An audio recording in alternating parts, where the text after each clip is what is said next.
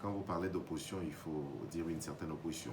Oui, c'est le Togo est un pays assez particulier et il y a une certaine complexité dans la politique togolaise qu'il faut comprendre.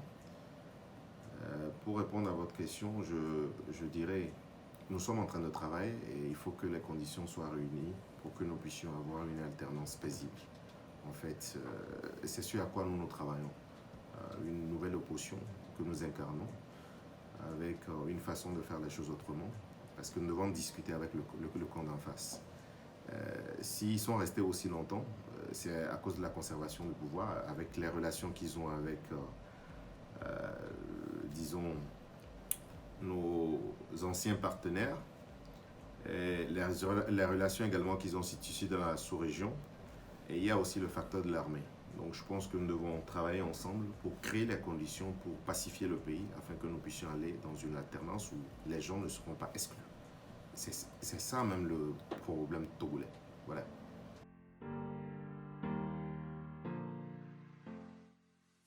Il faut souligner que nous sommes aux législatives, nous ne sommes pas à l'exécutif. Oui. Donc nous ne pourrons pas poser des actions pour la redistribution. Mais en ce qui nous concerne, nous avons chaque député un programme social et nous investissons énormément. Donc avec le député Tama, nous faisons partie du même groupe parlementaire. Et je crois que nous sommes les deux qui agissons sur le terrain parce que nous jouons l'acte à la parole. Mais au niveau du gouvernement, c'est des alertes, c'est attirer leur attention sur un certain nombre de choses, la précarité. Les gens ont été sérieusement impactés par le Covid et il faut qu'il y ait des solutions qui puissent aller dans ce sens-là pour qu'ils puissent être soulagés.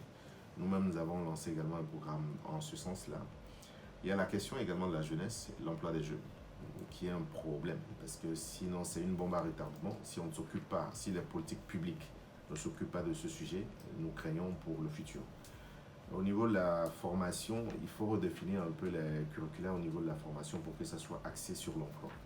Donc, quand ces conditions seront réunies avec une volonté de pouvoir soutenir les startups, les entreprises jeunes, je pense qu'il y aura une meilleure redistribution parce qu'il faut créer ce que nous n'avons pas encore en Afrique, il faut créer une classe moyenne.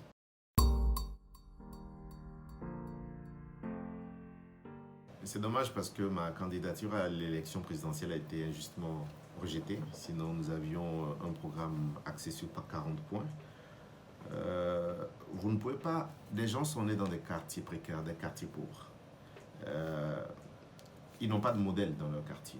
Ici, les gens se reconnaissent à travers des musiciens, des footballeurs. Ils n'ont pas de modèle dans leur quartier. Donc, c'est très difficile même de parvenir aux études supérieures à l'université pour pouvoir espérer avoir quelque chose. Donc, ces gens, il faut les occuper.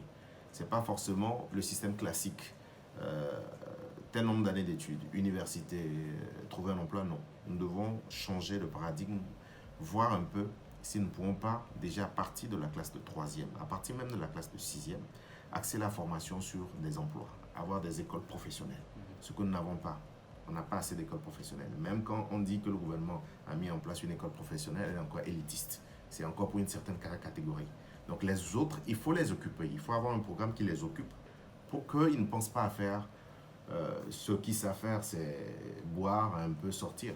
Donc il faut les occuper, les amener dans une activité génératrice de revenus pour non seulement les occuper, mais en termes de loisirs, il faut construire des infrastructures dans ces quartiers. Ça peut être des loisirs au début, mais ça peut être une activité génératrice de revenus ou bien une profession. Des gens qui ont 12, 13 ans, 14, 15 ans et qui sortent du système scolaire, si vous avez des centres de jeu, ils vont jouer, ils peuvent devenir footballeurs, ils peuvent devenir plein de choses. Donc, c'est ce programme que nous devons créer et nous avons un ministère au Togo qui est le développement à la base, qui s'en occupe. Mais il faut encore intensifier ces actions.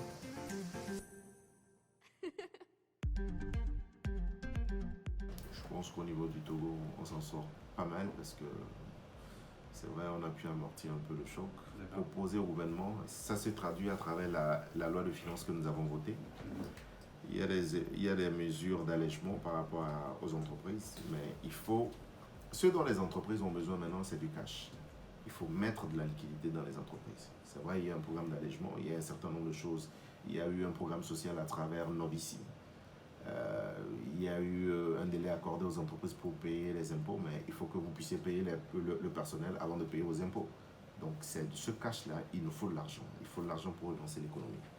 Soit on ne peut pas augmenter les impôts, ça c'est clair. Donc la loi de finances a été votée. Il faut voir comment est-ce que nous pouvons de manière pragmatique, aider un certain nombre de structures à ce que nous puissions maintenir le niveau d'emploi. Donc relancer, et nous devons avoir un programme industriel. Ce programme industriel, c'est d'abord les centres de formation, c'est de l'argent que le gouvernement doit injecter à travers d'autres mécanismes et si possible le récupérer après. Donc ce n'est que comme ça que nous devons relancer. Sinon, dans notre loi de finances, nous ne voyons pas, il n'y a pas de chantier majeur pour cette année. On a essayé un peu d'amortir le choc pour voir si nous pouvons relancer la machine. Elle est en train d'être relancée parce que vous avez vu, contrairement à d'autres pays, qu'il n'y a pas de mesures aussi contraignantes liées au Covid. Nous l'avions fait l'année passée. Cette année, nous avons relancé la machine économique. Mais c'est très timide parce que les gens étaient impactés dans leur poche. Donc le pouvoir d'achat s'est amenuisé. C'est comment faire pour donner de l'argent aux gens pour qu'ils puissent consommer. Donc ce n'est que ça. D'accord.